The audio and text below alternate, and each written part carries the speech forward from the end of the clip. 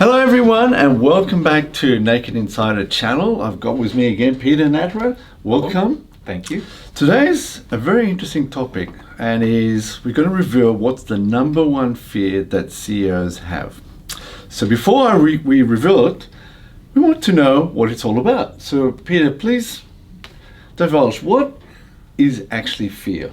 Fear is a biological reaction to a number of external events, and it has a very defined and a well-known pathway within the body. So you could say it's an increase in heart rate, adrenaline pumping, that sort of thing.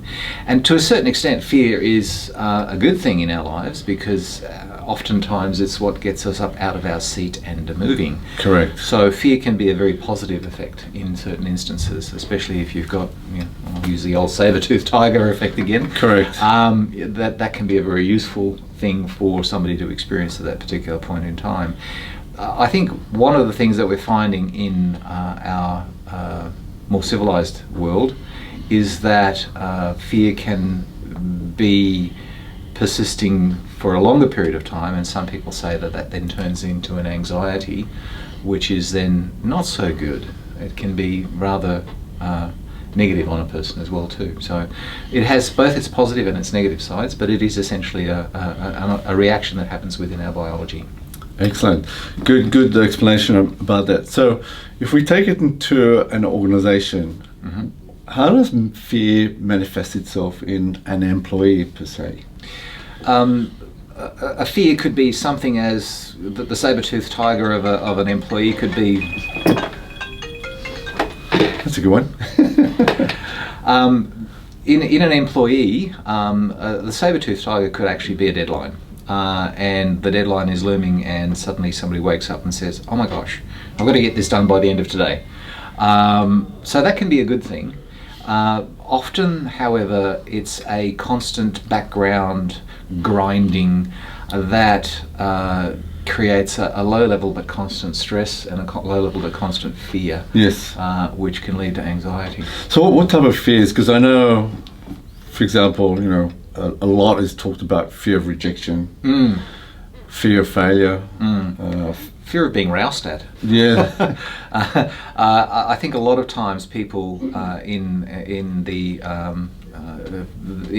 nuts and bolts of an organisation, if they cannot trust that their work is or that their output is being appreciated, they're constantly working on the fear that, am I good enough? Am I working?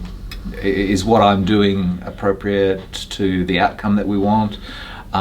Is what I'm doing actually valued? Am I so bad that maybe tomorrow somebody's going to tap me on the shoulder and say, you might want to leave? Yes, correct. But these are imaginary fears in a lot of people's minds, but they're very real when you experience them. Very much so.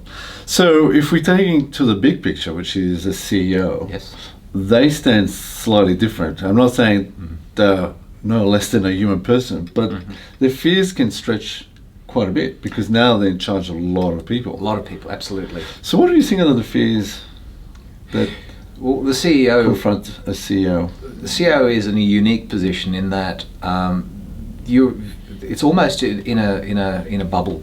There's only really a very small number of people, if not only one person, that you can that needs to deal with the situation. Correct. And that actually in itself is a pressure that amplifies what's going on inside of the human being, because at the end of the day, a CEO is still a human being, still has biology that reacts in the old saber-toothed tiger way, but now whether you go with that, you can't sort of have a whinge with your colleague, or maybe you can, but it's a very rare occurrence.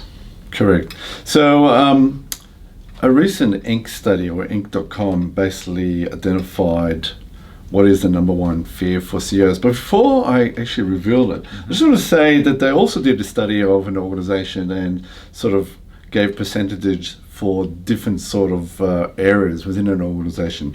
So for example, making mistakes by employees came at 28%. Dealing with difficult clients, which is quite interesting, came at 18%. Conflicts with managers came at 15%. speaking in front of people. Yes. Well, we're speaking in front of a camera, but that's 13%. And conflict with workers, Yes. 13%. And the number one fear that CEOs have is feeling incompetent, Yes. which is quite interesting. It is quite interesting. Actually, there's been some studies around that. And it's very common. It's called the imposter syndrome. And people, especially newly promoted people, look around this big office apparently that they're in and go, now, how did I get here and how do I sustain that? Correct. Because in one way, to become a CEO, you've traveled a very long, narrow path, and you have to build that sort of self-confidence to get there. And to have that. Well, confidence is real, but also understanding that you can do so much more. Correct. And then once you get there, and having the feeling that I may not be good enough. Yeah. That's quite an interesting fear to have. It is, and also it's a solitary path to get there. So you're Yes. very focused on singular channels, and now all of a sudden, as a CEO, you've got the whole organisation that literally is looking up to you, saying, "Hello, where are we going with this?" Correct. So, looking fear, because fear is such a big topic, and we're just really covering in sort of on the fringes. What's the risk for an organisation, by and large? By and large, constant fear. I'll call it anxiety for the sake of brevity. If your employees are on a constant anxiety edge, that actually can then turn into various unwanted things that look like depression, things that look like acting out. People can lose attention to their detail. They can say, well, I'm going to get it wrong anyway, so I may as well not care about how I'm going to press that button, Correct. or who I'm going to talk to, or what I'm going Correct. to say. Or it could just be somebody who turns around and says, look, I'm going to act out. I'm going to do something really, I've just got to get this tension out of me. I'm going to do something totally off the Correct. cards. So in some ways it can be quite malicious. Correct. So in essence, the fear can manifest from external. So we can have the environment driving That's right. fear, which is a bit like what's happening right now. But we can also have an internal fear, which is maybe with your peers. Yep. Or different team members, Yeah. but also, what you initially talked about right on is about their internal fear. Yes. So fear of failure, fear of rejection, Yes. and that can manifest itself in various ways. And in the previous video, we talked about bullying. Yep. In another video that we talked about, toxic employees. That's right. So the manifestation of fear can come in various different ways. And individuals will express things almost you could almost say that pressure, anxiety, stress will actually often bring out the worst in people. The concept in a lot of management schools is that if you keep the pressure up with people, that you'll constantly push them to perform better. And to a certain extent, that's right. There is a point where that drops off. There is a point where that effectiveness just dissipates completely. So there needs to be a balance inside of the way, and looking at it from a CEO, there needs to be a balance in the way that the organisation is managed in that respect. Cool. So wrapping it up, what would be the number one recommendation that you would tell a CEO, and also for the organisation? So in one of the previous videos, we talked about catching people doing something right. Correct. And essentially, it's a resolve. So literally, what you need to do is you need to create an emotional resolve in your individual members.